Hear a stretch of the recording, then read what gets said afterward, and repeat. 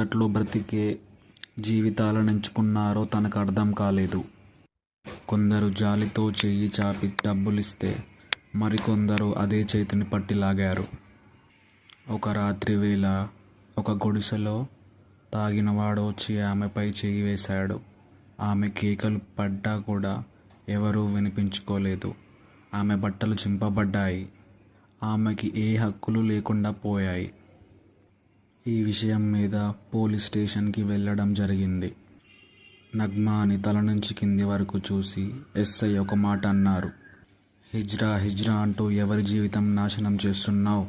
వెళ్ళిపో, లేదంటే జైల్లో వేస్తా అంటూ నగ్మాని బెదిరించాడు.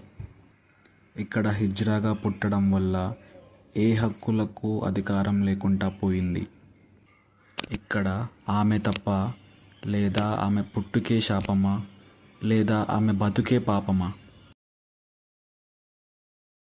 ఆ రాత్రే నగ్మాకి చివరి